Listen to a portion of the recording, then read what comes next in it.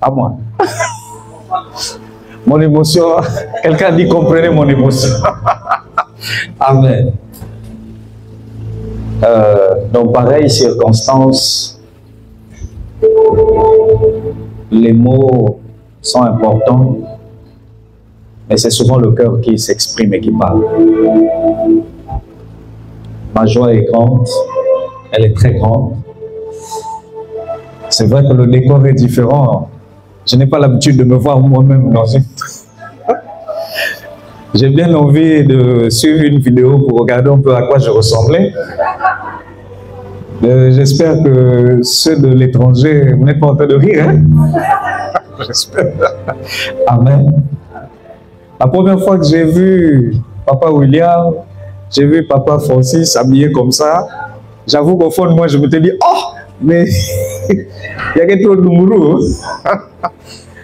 Mais je ne m'attendais pas à ce qu'un jour, je sois vêtu comme ça. Amen.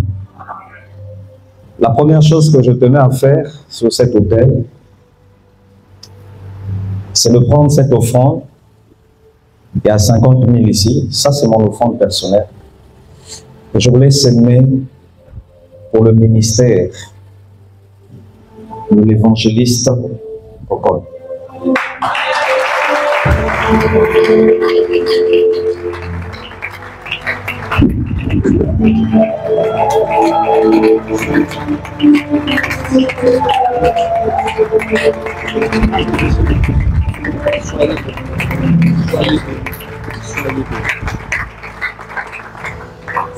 Alors, pour se mettre, merci. Pourquoi j'ai fait cette sémence? Parce que j'ai fait une alliance avec Dieu. Je lui dis, lorsque je vais s'aimer et qu'il va prier, il va me bénir, je vais recevoir cette grâce d'impacter dans l'évangélisation. Ce qui tue le corps de Christ, c'est l'orgueil. Tant qu'on ne va pas reconnaître que ce que l'autre a, tu ne l'as pas, on ne va pas évoluer. Je vous dis ce qui est vrai. Et si on reconnaît, on doit avoir l'attitude qu'il faut pour élever le ministère de l'autre. Parce que moi, j'ai compris que on honore la personne, mais on honore aussi l'onction de la personne. Et quand vous honorez son onction, Dieu vous fait grâce. Merci beaucoup, évangéliste, pour votre passage. Merci pour un homme qui a travaillé dans l'ombre. J'aimerais qu'on acclame Dieu pour lui, le pasteur Martin. Pasteur Martin.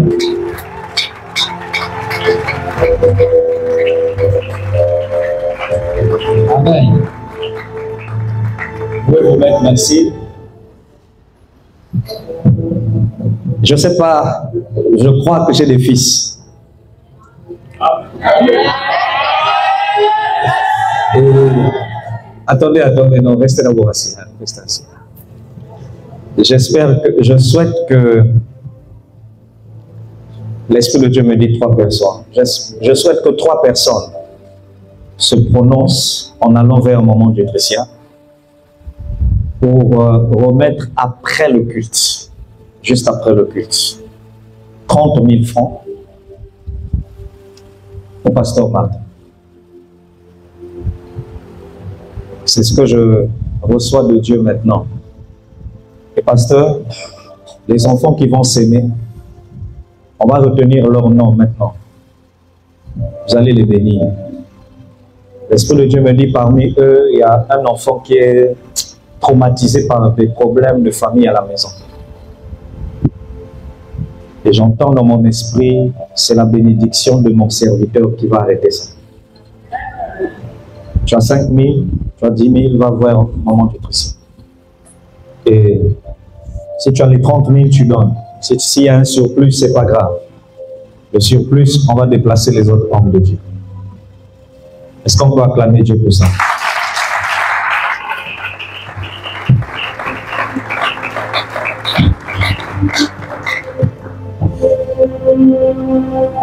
Amen. J'ai dit 3 personnes. Hein? Il y en a qui sont toujours en retard. Après, à la fin des cultes, ils sont chauds pour dire, papa, j'ai des problèmes. Mais c'est là que le problème devait s'arrêter. Amen. Il faut savoir saisir sa grâce. Tu as tes 5 000, tu as tes 10 000, tu as tous les 30 000, tu viens, tu en parles à moi.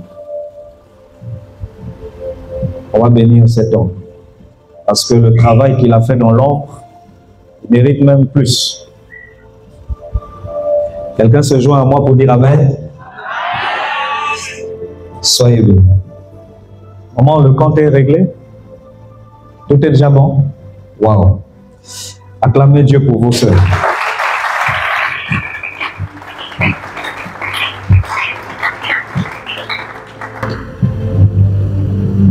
Avant que je prie, je voulais vous dire merci. Maman a tout dit. Et ce que maman a dit, c'est le résumé de ce que je pensais. Amen. J'avais vraiment un fardeau dans le cœur. Et j'ai senti tout à l'heure, quand vous avez posé cette action, que le fardeau, c'est le poids.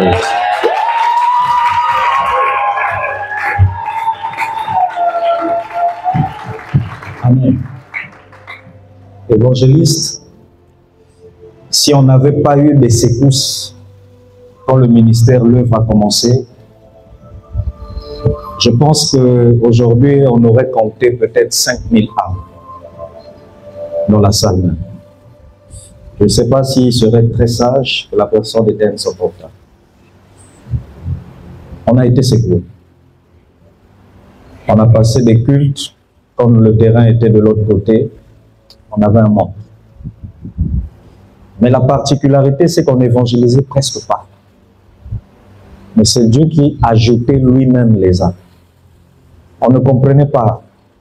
Chaque culte, il y avait au moins 20-30 personnes dans ce culte. Ensuite, on a été secoués. J'ai fait confiance à des pasteurs. Et les pasteurs ont prêché ici. Je ne parle pas des fils, mais des collègues. Ce n'étaient pas des fils de la maison. Ce n'étaient pas des pasteurs de la maison, mais des pasteurs d'ailleurs. Mais ce qui s'est passé, c'était terrible. Ça a détourné les cœurs de beaucoup d'enfants. Ça m'avait un peu refroidi, retracté. Et je pense que pour les hommes de Dieu qui me suivent, vous avez constaté que j'ai fait pratiquement 7 ans. Je n'invitais plus d'hommes de Dieu sur les stades. Quand on a déménagé, on est venu ici. Je me suis retrouvé avec une église de 40 personnes.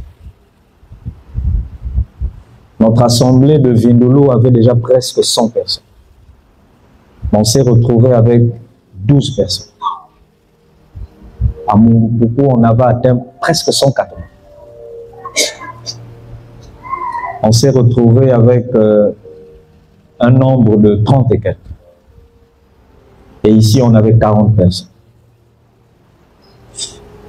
C'était pas facile. Il fallait reprendre tout le travail. C'est peut-être pas le mot, hein, mais on peut à zéro. Et lorsqu'on a repris le travail, les enfants que vous avez vus vous servir, ce sont des fils. Ce sont des filles. Je les blâme. Je suis dur souvent, sévère en fait. Comme disait mon défunt papa, tu es sévère. Mais dans le fond, en dehors de mon épouse, de mes enfants, la famille, je n'ai que eux. Et ils sont ma fierté.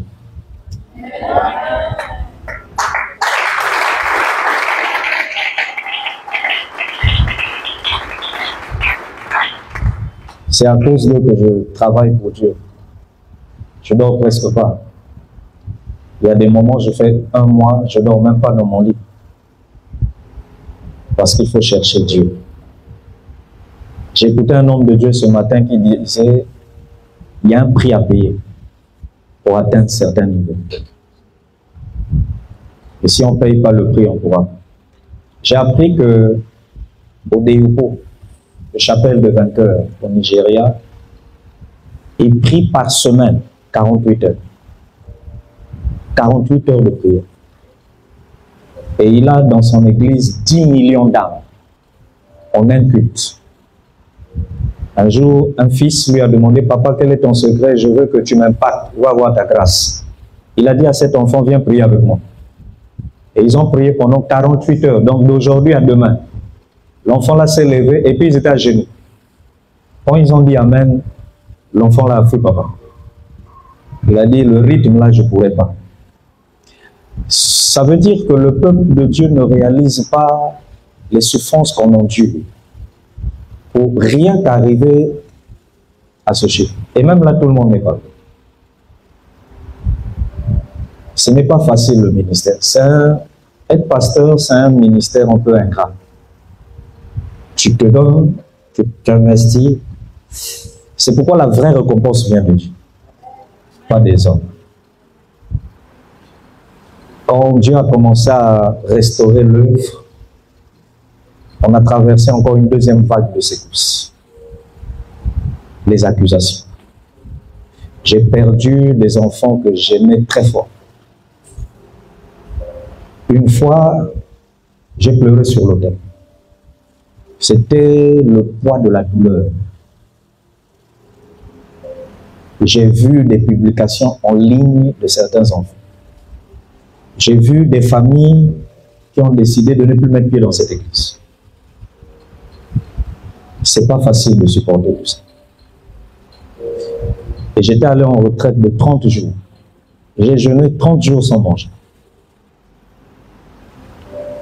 Mais quand j'ai jeûné, le Seigneur m'a dit, c'est une nouvelle page qui commence. Et c'est un nouveau départ. Je te donnerai pas seulement des nouveaux enfants, mais ceux qui sont là, je vais leur donner un nouveau cœur. Le cœur de la longévité. C'est-à-dire, dans la vision là, ils vont travailler mon restant là, voyable. Oui, peut-être qu'il y aura encore d'autres vagues, mais je crois que maintenant je suis un peu préparé. Parce que quand tu n'es pas préparé, tu seras surpris. Que Dieu nous aide. Ma prière est que tous les enfants soient là jusqu'au retour de Jésus. C'est ma prière.